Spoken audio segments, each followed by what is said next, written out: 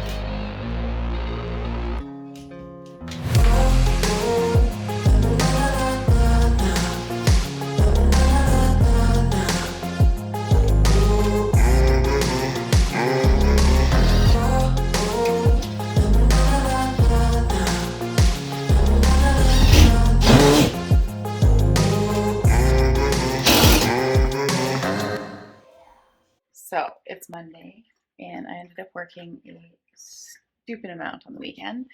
So my lovely husband ripped out the flooring. I'm excited. So I need to rehang that. Need to work on the drywall, and then we'll be ready for paint. So I'm super excited. Yeah, that's where we're at. Good morning. Back at it today after the most frustrating day of the project yesterday. But I had this idea of using baseboard as the trim because it will actually fit under here and cover the support brackets that I had to add yesterday, because the problem I had yesterday is I don't know where I messed up my measurements, but somehow I did, and the doors ended up having like a 2-inch gap between them. So I built these supports. I'll show you, I'll flip it around and show you. Just with like, it took me forever. My brain was just not comprehending how to do this, but I ended up, that's needs a lot of work. Don't look up there. But yeah, I installed those. Oh, there's where my coffee cup went yesterday. And then I was just couldn't figure out what I wanted to do for trim, but I had baseboards in my garage, and I think this will actually be perfect, because then I will put the 1/4 inch finishing board, like finishing MDF here, that I can paint or prime and paint, and it will line up perfectly just under there. So I'm actually quite excited. And then I'm going to put a another piece of trim over top of there. So that's my plan today. I think it's actually going to look so put together, and we can almost start priming. The one tip I have for MDF is when you're using a primer, make sure you don't use a water-based primer. Use a shellac, because water-based will soak into the MDF and it will swell. So make sure that you're sealing with and do not apply paint straight to MDF. You have to prime it.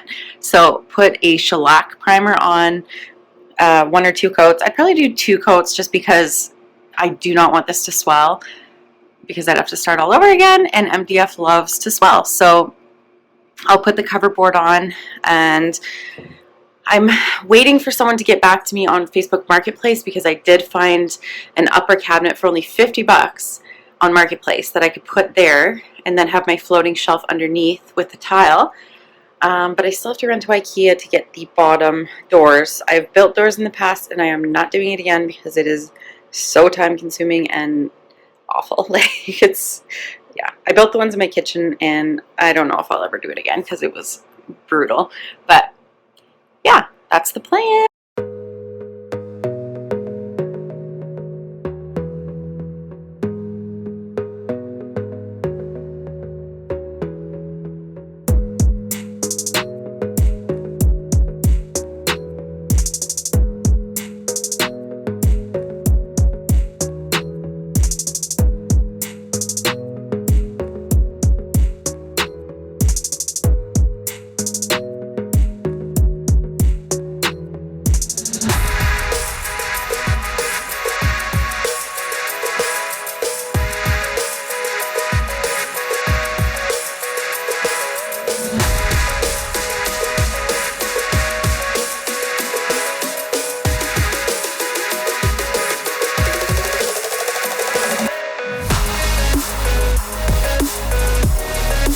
Welcome to day 165 million of drywall repair.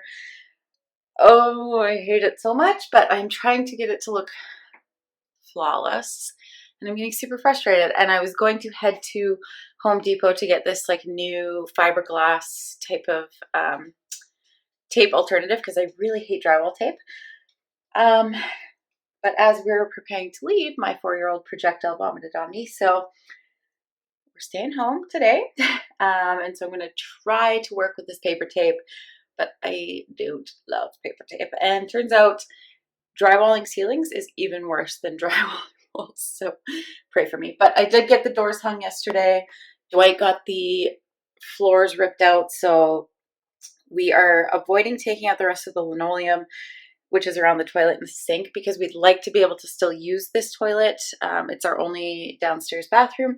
So I'm trying to put that off until the last minute, until I have to like start painting and stuff. Well, yeah, because I can't paint around the toilet, but it's like, this is what gets me about project. It feels like 2 steps forward, 3 steps back. but we'll get there.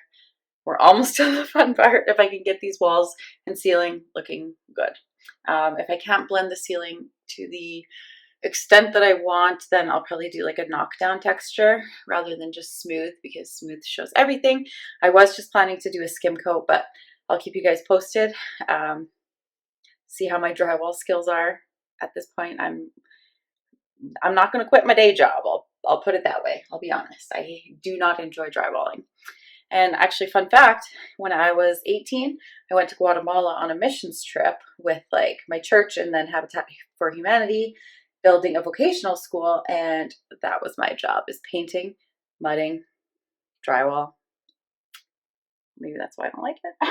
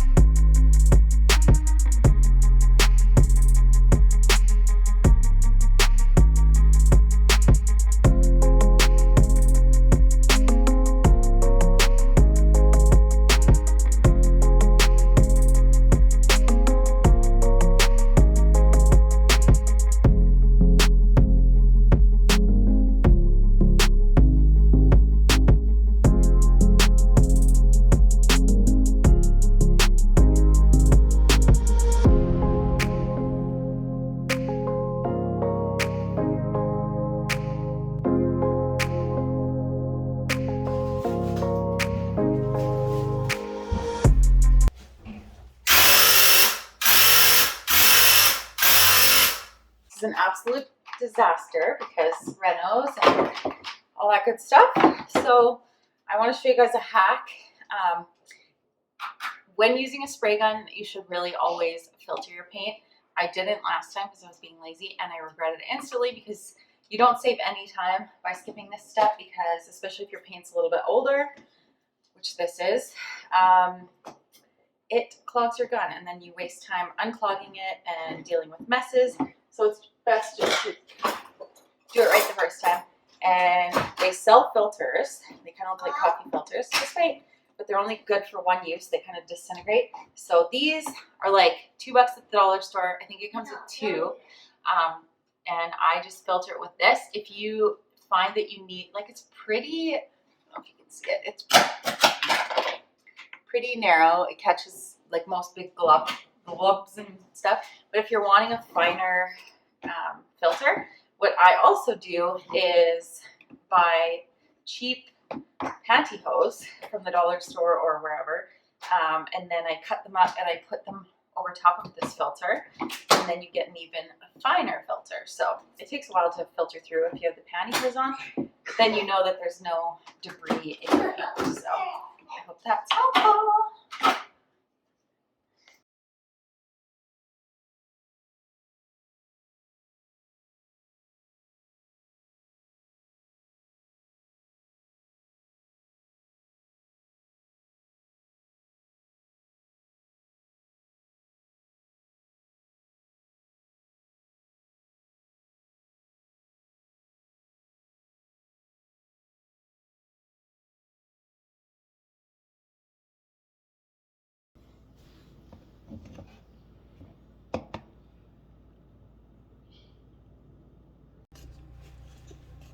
Boy. So didn't get footage of me spraying the cabinets just because I was trying to do it while Finn was occupied, which only lasts a few minutes. So here it is, creamy mushroom, adds contrast and depth to the room. I freaking love it. It's like the perfect beige, mushroomy, creamy color, and I'm gonna have gold, either gold or black hardware. I haven't totally made up my mind yet, but oh my goodness, look at it, I love it. So apparently I lost a bunch of footage, but I just want to show you guys the progress. The ceiling is done, the pot lights are in, the color is perfect. That's creamy mushroom. It's exactly what I wanted, just to add some contrast to the room so it wasn't all white. I still have to change this, which I'm a little bit nervous for, because, you know, I need electricity.